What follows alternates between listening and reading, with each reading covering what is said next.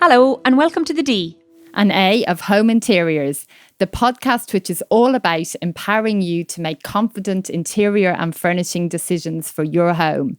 I'm Audrey, founder of Audrey Whelan Interior Design. And I'm Deirdre, founder of youfurnish.com, such 100 plus furniture retailers on one website. The DNA of Home Interiors is proudly sponsored by Checkatrade.com. If you need help with your next home improvement project, you can search from over 39,000 recommended, vetted and monitored trades on Checkatrade.com. Today, I would love to welcome Charlotte Carter from Checkatrade.com to the podcast. Charlotte covers the vetting, monitoring, customer service and review teams in Checkatrade and has spent the last 8 years with them. So Charlotte, welcome to the podcast. I'm very excited because we've had lots of questions in around what do people need to consider when looking for a tradesperson, and you're going to give us all the inside tips. I sure am. Thank you for having me. So where do people start when they're looking for a tradesperson? What would you recommend? What's the typical journey? And maybe what's the right journey if we're making some mistakes along the way? Yeah, sure. And I think it can be quite daunting actually for the big projects in particular where to start. So the great thing about Checkatrade and visiting the website is there's so much information about trades on there. You know, Checkatrade have done the majority of the work for consumers. So you can find a trade that's local to you. Once you've kind of looked on different profiles, you get a real good idea of the kind of reviews and recommendations that other consumers have left them. They have things like photos of their work. So again, really getting that feel for where is this trade experienced? What types of jobs have they completed previously? And does it match what I'm looking for? And lots of information about the checks that we've completed on that trade. So you can be really confident when selecting a trade, exactly what you're going to get. And I think as well as having the opportunity to do that, a new feature we have on the website is something called Request a Quote. And that's where actually you can put details of your job, be really clear in your job requirements. And that's submitted to a selection of trades who are local to you to ask them to get in touch with you about your job. So there's kind of two different ways. You can go through the website, have a look yourself and decide who you want to contact with lots of information, as I say, or actually put the details of your job out there to different trades to contact you. So it's really interesting that you mention about tradespeople that are local. And Audrey, you'd probably, maybe you won't. Maybe it's a rural Ireland thing rather than a Dublin thing. But you'd never have to look too far for a tradesperson because you would go to the family and they'd know somebody, and you'll reach out to Dave now, and Dave will do that job for you.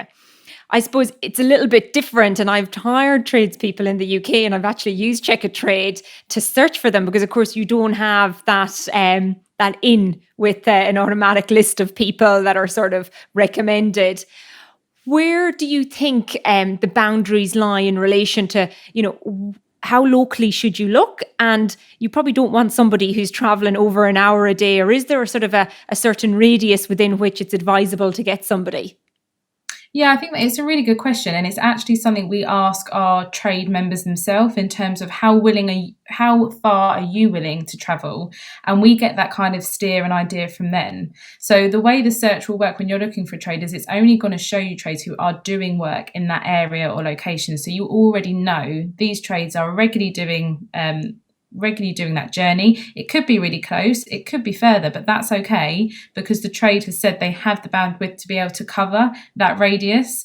So I think it's having confidence that those presented and the location that you can see from the trades, they've already indicated to us at Checkatrade that's a journey they're willing to do. They have a big enough company to cover a large radius, and if they don't, then they won't necessarily be a trade that's presented to you. Yeah, no, that makes a lot of sense. Now, there's two of the things that you mentioned when you were speaking, and one of them was around request a quote. Yeah. What type of information do people need to submit on that? And how detailed do you need to be? And maybe which are the common mistakes that people leave out? And, it causes issues down the line where they thought they were asking for one thing versus the other. It's typically something that people might not have done before. You're not an expert in that area, whatever the job is. How do you make sure that you're getting the message conveyed across of the work that you want to do in an accurate way so that the quote is going to be reflective of that job and that there won't be surprises down the line or, misconceptions on either party around what that job actually entails? I think the request a quote function means you can be as detailed and specific as you want as a consumer. And we're looking to evolve that function where you can, for example, start to add photos of maybe what's already there or the kind of vision you have going forward. So from a trade's point of view, they get to see the vision that customer already has in their head. That's something we're looking to do.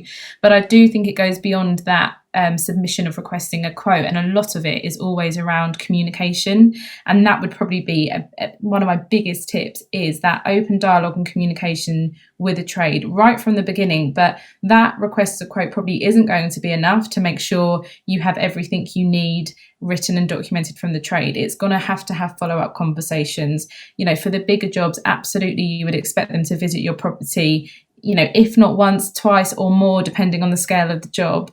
Really understand the consumer's job requirements. So when you do receive that written quote or written estimate, you're really clear in your mind what it includes, but actually even more crucial, what it excludes and what's not covered in that price. And it's a conversation I think the two parties have to ensure they have some. So we're managing expectations on both sides. And that's something that I would say would be where some jobs can fall down if that lack of communication isn't there throughout the process to manage expectations of, this is what you're getting, this is what I've quoted for. And then if it does change, which we know regularly, projects of a big scale can change as they kind of go through with trades, that we have to make sure we're clear from a customer what they want to change, and then our trades have been clear back to say, this is what it means for you, this is the impact on what I've originally given you a quote for example.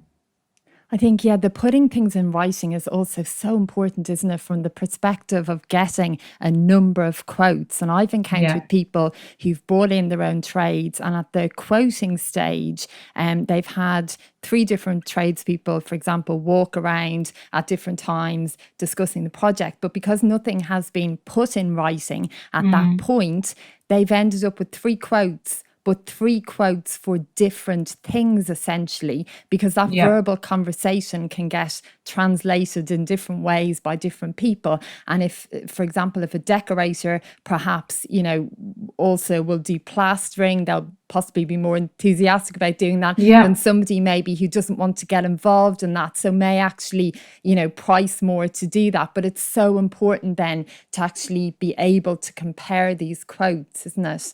And so do you notice an improvement on that side of things now that people can actually submit these quotes in this way you're describing through the website? Yeah, absolutely. I think it gives the trade the insight early on to know what they're quoting for.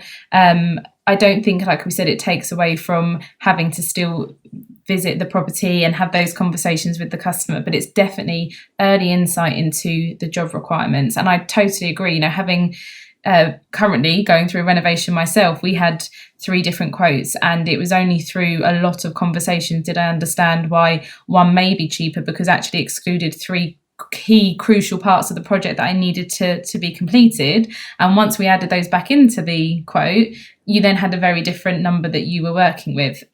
So I think it does, again, relies on really clear communication throughout, lots of good conversations, but as you say, back that up in writing, know exactly what you're getting for your money, and there'll be no nasty surprises along the way then.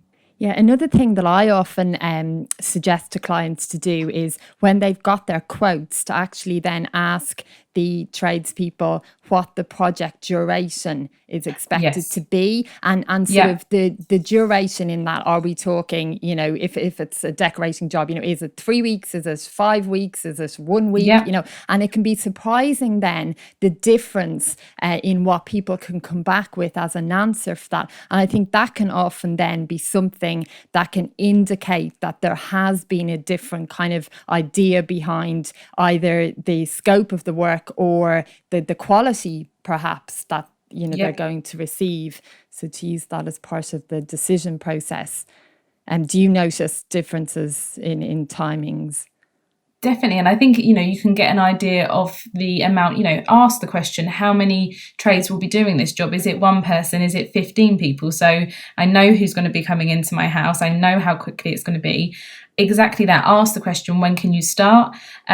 Trades are very busy at the moment, which is great, but you need to know when your project can start. And that could be a key deciding factor, that this trade is busy and booked up for 6 months versus someone else. So all those questions, you know, we really encourage consumers to ask. Don't be afraid to ask these questions. These are people that are coming into your house. You know, you are the customer. You absolutely should know all the information about what you're getting. So ask all those questions. Ask about payment terms. How are you expected to pay? Is it upfront? Is it deposit payment plan? Is there a deposit required? And you can't ask too many questions. I don't think. It can only put you in a good place when the work's ready to start and progress. I love the idea that you mentioned about finding out people who've already done jobs like that, who have experience in that area. And I feel like maybe it's a lesson everybody needs to learn, but please don't do what I did in certain occasions. And I've done it on more than one occasion in different fields in life. But I've gone for the cheaper quote, thinking that, you know, they'll get it. It's fine. I don't need somebody who's got 10 years of experience or whatever it may be. But it's always come back to bite me. And I've always regretted it in hindsight. And what I realize is that people that have done the job day in, day out, they actually know what it entails. And their time estimate, which may be longer, was probably half of what the other estimate ended up being, because they were accurately able to do that. So I would say, in my experience, never underestimate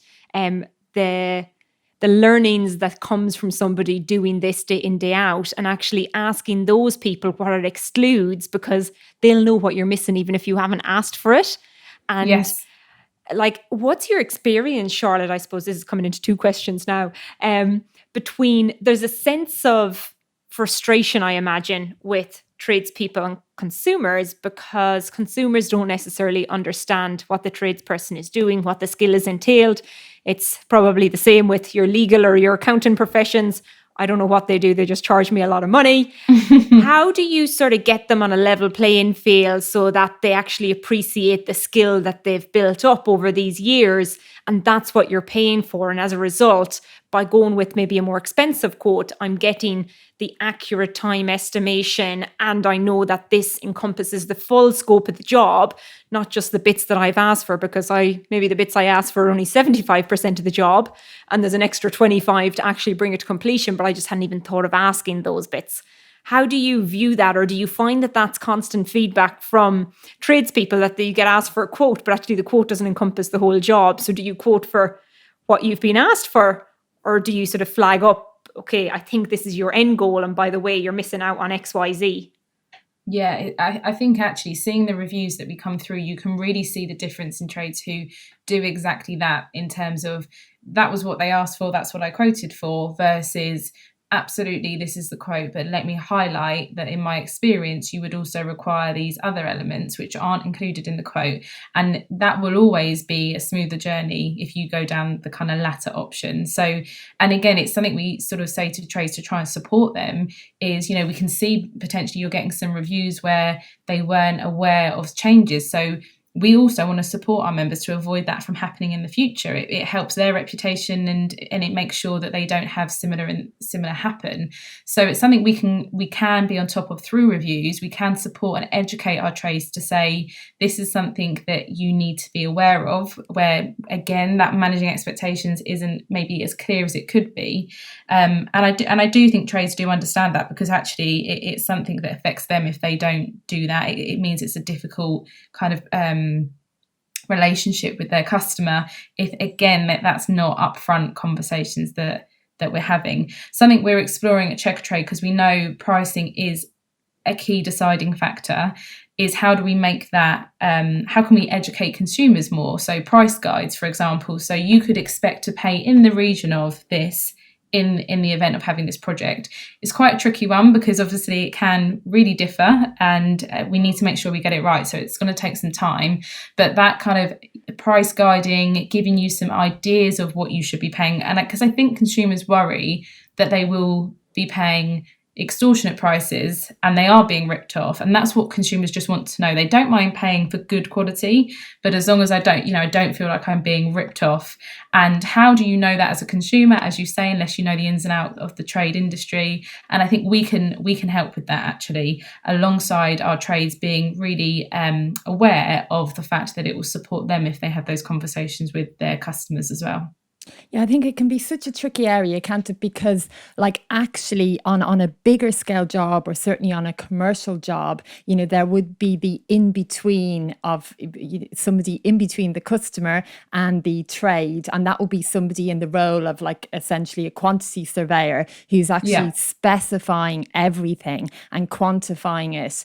And therefore the quotes, when they come in from multiple trades, are quoting against a very detailed piece of work that's already been thought through and analysed. And then was one area I've always found so fascinating, sort of coming from, working in commercial interiors for about 10 years and then kind of moving over into the residential side, dealing directly with customers and realising this kind of missing link often. And it's not because people don't always want to pay for that kind of service. It's often because I think people don't even see it as or know about it as a kind of a missing link between the two. But I guess that's where it's so useful if a tradesperson is actually able to fill in some of that missing gap and kind of meet the customer halfway really on that. So of course the customer has to work out what they need, but the tradesperson then has that decision, like you said, Deirdre, to either kind of say, oh well, I can get a cheaper quote in by not maybe explaining that these other things may want to be done, and then land that on the table later when the people are sort of under pressure then because they need the Surprise. job done. Yeah. And I think that's where surprises, and I love surprises, but not those ones. No. And I think that's where things can get so tense between clients and tradespeople. And, I always think, gosh, it's just such a shame when the relationship may have started out really well, but then because these things aren't discussed until the client is essentially kind of in a position where they don't have room to maneuver because they need the job done, they're living there, or if they're not living there, it's costing them money to live somewhere else. So, it can certainly be a tricky situation. So I absolutely love when I see those conversations happening early on. And I think, hopefully for the tradespeople who do that, hopefully in the long run, overall, it feels like a very beneficial way to run their projects. And it's something we actually track. And again, you can go, when you're looking at a trades profile, there's something we ask consumers to score called quote accuracy. So there's a gauge of, when you're looking at trades, how often is their quote accurate, and that's what the price finished on. So when leaving a review, we ask, did you pay what you expected?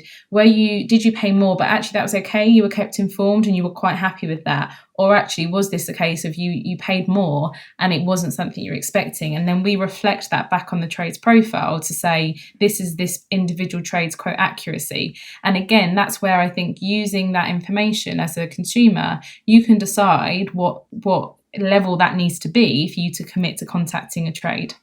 Yeah. It's really interesting, and I think it's that no surprises, that sort of it's the lack of experience with consumers. Like, how would I know what to put into a quote to get something done? I just know what I want the output to be. And materials is probably an important piece of that, because actually, if you're getting real wood that's going into something versus a fake wood version, that will have impacts, and the impact of the job, I suppose, and the materials that they use, how long that will last. How do you look at that, or how should consumers look at it? Because, it could be an expensive part lasts much longer than a cheaper part, but how do I know what parts that they're actually putting in? Yeah, very, very good question. And again, I do think this is where the reviews and the photos that go alongside those reviews can give you an idea of the difference in what that trade provides and the materials that they are likely to use. And again, we speak to a lot of trades who will have the conversations with consumers who say, I do have this budget. How do I get to that budget? And they can certainly make recommendations of how to use different materials to kind of get to that budget, but be really clear on the difference of that. But I do think this is where it goes back to read what that trade does, look at the photos so you can get an idea of the quality of work and the materials of work that they use, and then have that conversation again with the trade to say, how do I meet my budget, but kind of get that vision of what I'm looking for. And some trades will say, that I can't complete that work if that's the case, and I can be honest and say that's the case and find a different trade to maybe ask for using different materials. So again, all about those conversations. Don't be afraid to ask. Don't be afraid to say, this is my budget. I'd love to use you trade, but I just need to understand, is there any materials we could change, and what does that mean if I do that? And reliable tradespeople will give you that answer. So it's probably worth asking what materials that they're going to use as part of the quote as well, so that you can keep track on it in advance. I sort of have an image of, I'd love a red brick wall in my kitchen so that it looks really cool. And I come back and they've got a wallpaper of red bricks. That's not what I wanted. But you never said it. Well, this is where the specification side of the project is key, isn't it? Like I was mentioning earlier, so it's so important. If there isn't another person involved who's specifying the materials, then I don't think you can take for granted that a tradesperson will specify everything, unless that's in the quote, because the specification and the sourcing takes so long. And I think it's probably one of those areas where sometimes consumers might underestimate that in itself is a job. So it needs to be defined in advance. Is the customer doing the legwork and the shopping and the specifying, or is the tradesperson, getting involved in that? Because obviously the selection of specific materials or bathroom fittings or whatever it might be, the success of that very often comes down to, what the customer's preference is. So if a builder, for example, is quoting and saying, oh yeah, I can supply, a bath and a WC and a basin. Well, if the question isn't asked what they look like, then of course you're just subject to what that person thinks is appropriate. And I think that's where sometimes issues can arise. Yes, yeah. Quick shout out for our sponsor, Checkatrade.com. Search recommended tradespeople online with Checkatrade.com. So I'm hearing lots of great tips. We should ask what's not included. We should ask what materials are included. We should ask for the duration of the project and specific examples of when they've actually done that type of job before, so that they're not learning and making mistakes on your time. So once you've got, is it 3 quotes? That's what everybody seems to say. You need to get 3 quotes and you pick the average. Is that still the standard guidance, or is there a better way of looking at the quotes? No, I certainly think, more than one quote is necessary, because it does come back to how do you know what is being quoted for and the difference out there. I think in terms of the one you select and go for the average, that actually I would say is more around the kind of discussion we've had this morning in making your decision. So less about that average, more about, let me understand when you can start, the materials you're using, what's included, how many people are going to be on this project. And I think they are the deciding factors, alongside the experience of that trade, the previous reviews they've got that can kind of support their reputation in that area of work. So therefore, it could be different quotes that you use. I wouldn't just go for that average based on all the other deciding factors that are key that we've spoken about. Yeah, I mean, I think the background to 3 quotes from my education and experience anyway is around the fact that often when you get 2 quotes, they'll be quite different to each other. So if you get 3, you may see that 2 are closer than the other, and it will start to maybe give you a bit more confidence around kind of what the right price feels like. But what I often do on projects is I'll get 2 quotes to begin with, and then if I feel that they're kind of similar-ish in price and that I don't have a real need, it feels like there isn't a real need then to get a 3rd quote. But if the prices are quite different, then I'll get a 3rd one and then kind of continue that research in that way. Yeah. That sounds like good advice. And one point that you mentioned, Charlotte, there was around start dates. And it's a good question, because I could go out and get a quote and say, this is great, love this person, they've done the work. Yeah. And then they say, oh, I'm free in 2 months' time. So that's probably a good question to ask. But how do you see people add that into the contracts also? Because it's all good saying, right, okay, I'm willing to wait 2 months. But if 2 months turns into 3, turns into 4 months, how do you look at protecting yourself on that side? And it probably goes back to the point you mentioned, Audrey, around the duration of the contract. Should I be putting in penalties or rewards, such as you've said this is a 3-week job? That's great. I'm going to hire you based on the 3-week job. But, I don't want you to do 6 weeks over a half day, or start pulling people off the job because you're gone on to the next. And all of a sudden, instead of being finished in 3 weeks, it's going to take 9 because I'm on reduced labor for my job. What's your experience with all of those types of issues? Yeah, I think they're real issues, and some for very genuine reasons as well. So, and that can be explained to consumers, who will then completely understand why a duration may go longer than expected. I think, again, remembering these trades as part of Checkatrade are accountable through the reviews they get. What we find is our trades want to do a good job. Ultimately, they want to make sure their customers are happy, and that's why we see positive reviews, tens of thousands of positive reviews coming through every month, and very, very small in terms of any negative around those points. I wasn't kept informed, or the job was delayed. So I think by being part of Checkatrade, you're making yourself accountable. Your reputation is out there for all to see, and those kind of things are what makes trades want to have the highest reputation. They're very, and as they should be, very protective of their reputation. They strive for those high score reviews, and they know things like this will let them down. And if they've had a review previously like that, we do see trades say, how do I make sure that doesn't happen again? Let me learn from that lesson where that job didn't go right, and clearly I could have done this better. And again, we have those conversations with members to say, this was a really small thing you could have changed to your communications, and it would have completely removed the situation you're in now. So going forward, they can change that. But I think it's one that it can change, absolutely, but managing that journey throughout to say why, and for consumers to understand that and be on board, is obviously the key that trades are going for. Then if there's no communications, and if things are delayed and that kind of communication isn't there, then that's where they can expect to see customers contact Checkatrade to say, I've used someone who I thought would be reputable. This is the experience that we're having. And again, it's something we can hold them accountable for. So it's not something that happens often, but where it does, I think both trades and consumers can learn from it for sure. Generally, on the communication front, I mean, are there other things that you feel crop up time and time again in terms of, while the project is underway, sort of ways that the trades and the customers can communicate effectively to keep things on track? Yeah, I mean, there's kind of multiple ways, and now more so than ever. Text messages, WhatsApp, I use more and more for that daily communication. Emails still used if there's kind of a lot of detailed information as well.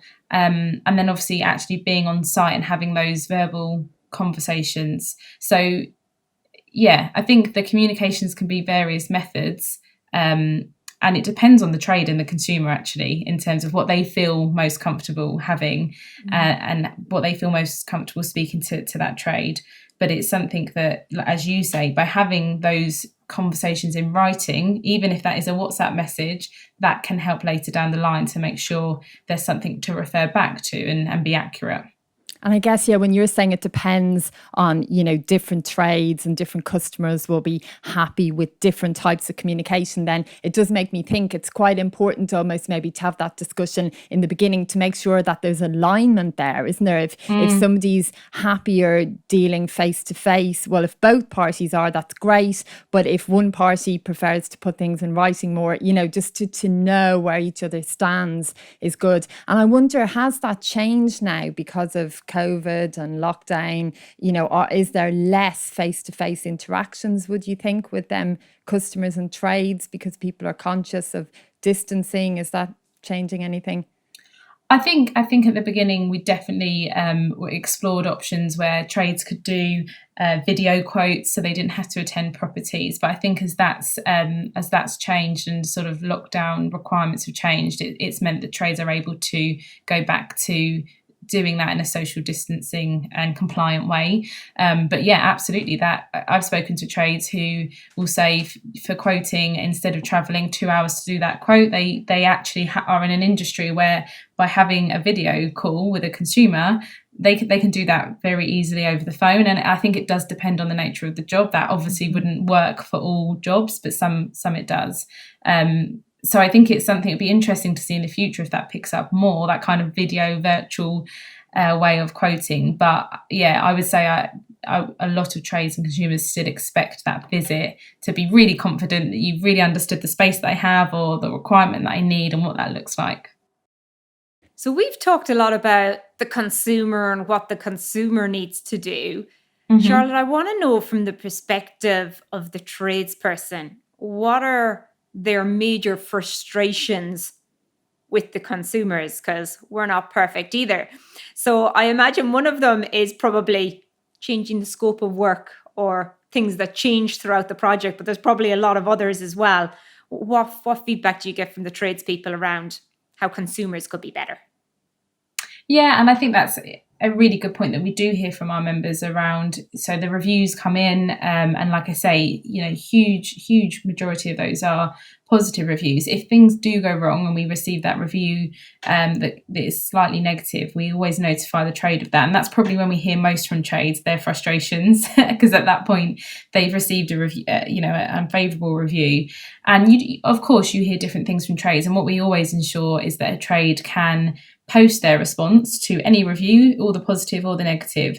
So as a consumer, when you're looking at that profile, again, if you can see one that maybe is a lower score than expected, or the content refers to something that could have been better, the trade also has the option to then explain why that may be or how it got to that point. So you can kind of see both sides of the story and make an informed choice if that's something you can understand. And a lot of the times the trade's response will be very clear and reasonable. And I think it's something we always say to our members: don't underestimate the power of your reply, because it shows how you handled that situation and it shows what you did to rectify that situation, which is really good information actually to see as a consumer, because no one does expect a job to go right 100% of the time. And you would expect to see a consumer maybe have a different viewpoint, of course.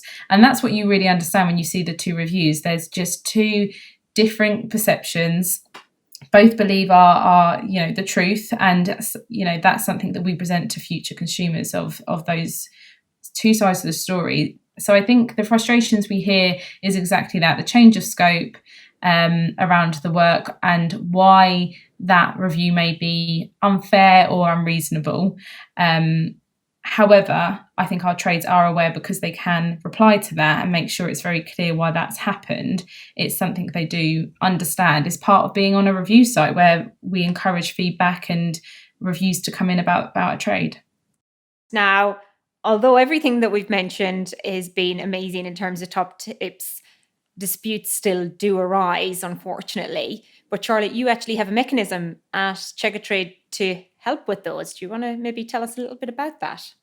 Yeah, sure. I mean, again, it's rare, but we absolutely want to support both parties in the event of a situation not going to plan, and they can be really minor, down to the trade forgot to pick up his Coke can, and that's something I want to leave as part of my review, right the way through to some detailed information about the actual workmanship and quality of what they feel they received. So we do have a dedicated reviews team at Checkatrade, and reviews are key in how we monitor our trades. It's a really great way to understand how that business is conducting themselves. So that's why we invest in having a team of people to look at those reviews that come in. And if there's any that are causing us concern, how again we can support tradespeople and consumers. So in the event of that review coming in, we'll certainly make the trade aware. And actually, that can be all it takes in some cases. The trade is made aware. They absolutely can't believe that was something that the consumer wasn't happy with. Again, that communication has broken down. And all it takes is that us as the middle party to say, we just want to bring this to your attention. And you will see trade from that say, I want to rectify it. I'll get in touch with my customer. And actually we'll then speak to the consumer, who will say, sorry, after notifying you of that, I'm more than happy to now go on and leave a glowing review because everything's been sorted out. And that's the ideal. That's what we want to get to for everyone, ultimately, if we can. There are ones where, obviously, as you say, consumer and trades have got to the point where the relationship has broken down, and it takes a bit more than that. In which case, depending on the kind of nature and the content of the review, it may be something we explain to the trade, this is now going to be posted on your profile. And again, I can't stress enough how for them, this is their business. This is their bread and butter. To have anything out there about their business that isn't positive is something they do not want to happen. So to get to that point where we say, you've decided not to rectify it potentially, that might be because you don't agree or there's nothing to rectify in your opinion, but that review is still then put out there for the future consumers to be aware of. And as I said previously, alongside that trade's kind of reply. But then there's a next level where actually we'll read the review and we'll think, okay, this is something that needs a further level of investigation. And that's where our team will then ask for kind of supporting evidence, potentially from consumers. That can be things like surveyors' reports or pictures, just to, again, get a feel for, okay, what level here are we looking at in terms of any workmanship. And we also have a process called the alternative dispute resolution, where we will refer it to a third party. It goes to trading standards as an independent third party. They will review the information on behalf of the consumer and the trade, and they'll actually get to a point where they'll have a written report with their outcome and recommendations on what the next steps are. Now, that could be that they recommend the trade pays a certain amount of money to rectify, all the way through to actually they haven't found the complaint to be upheld, and there is no complaint that needs any further effort or input from the trade. That's really powerful. That document is something that should the consumer need to hold on to take to other future processes of claims, for example, the claims court, they can use that. Again, this is very rare. These are the ones, where through our vetting, we avoid these jobs that can go, horrendously wrong. But if it's something we feel actually, based on that review, based on the evidence, and based on the fact that a trade would have to do a lot of work to rectify this, we may decide to remove their listing purely from the fact of they wouldn't continue to be someone we would recommend on our platform. And we do remove trades. I get asked that question a lot. Surely you don't kick trades off your website that subscribe. We absolutely do. The team that we have will make sure in everything they're doing, are we doing the right thing? Does this protect consumers? If we continue to have this trade, are we doing the right thing by making sure this doesn't happen again? So we do remove trades, and that's something we'll continue to do if they don't uphold the standards. But as I say, usually just through Checkatrade, bringing it to everyone's attention, you can usually get a good outcome, which is great, and I think does support both parties. I think a review of leaving a Coke can is actually a good outcome for both parties, if that's the biggest complaint that they have. But, exactly, yeah. People do like to have a complaint every now and again. Yeah. So there's one last question that I have for you, Charlotte, and that's around a pretty sort of scary topic. And I've had two people who started very big renovation projects on houses. They got in a builder. It was going to be, a 9-12 month complete renovation. And the builder went bust halfway through because they were sort of taken the deposit from their house to sort of finish the last job, and unfortunately they were left caught when the music stopped in terms of when it all went into liquidation for that maybe builder. How do Checkatrade because you do checks, which should give you much more confidence in terms of the person that you're bringing in to do your job. How do you look at that, and what confidence can consumers get around, they have the necessary insurance or different things? Yeah. So as you say, we do have a robust vetting, and they are made up of up to 12 different checks that we complete. And that's on any new member looking to join, but also on an ongoing basis, which I don't think is something all consumers are aware about. So in particular, that one around a business going bust, a big part of our checking that we're doing is financial checks, both on the business and the individual owner of that business. And we want to understand their trading history. So in that example, is that something that you've seen before? And if so, you have got some red flags then to say their trading history shows that that's happened before, where companies have been liquidated with county court judgments. So again, I get a real feel for that business, in which case we can decline the business and say, due to the trading history, it's something we wouldn't support and have them as a Checkatrade member. But the ongoing part, I think, is just as key, because it could be fine today, could be fine for years actually, and there's never an issue. But what we also do on the financial side is we have a way of monitoring that business, and we are notified of any change in the business. So we can see if that business is due to go into liquidation or has a registered CCJ now against it. And as soon as we're made aware of that, obviously a full investigation is completed. So we are in real time on top of that information changing for that business, which I think is really powerful, because as you say, it avoids any consumer being in a position where they lose any money or have a job half completed for those reasons. And it's something we really pride ourselves on, and we spend a lot of time making sure that all businesses, all owners of businesses, what is their history, but going forward, how do we monitor that to keep the consumer confidence there as well? That's one side of vetting. In financial, as you say, we also require all trades to have public liability insurance. Now, that's not a legal requirement, but it is a requirement of membership. Upon other checks that we also do, something called an open source check, also known as an adverse media check. So we'd actually make sure there's no information about this trade in any public article where we would again have cause for concern around reputation of that individual or the business. And when you go onto the website and you look at a profile, you'll see very clearly exactly what has been checked, and you can have confidence that they are ongoing checks and have to be verified upon expiry or annually. So it's something that we really take really seriously.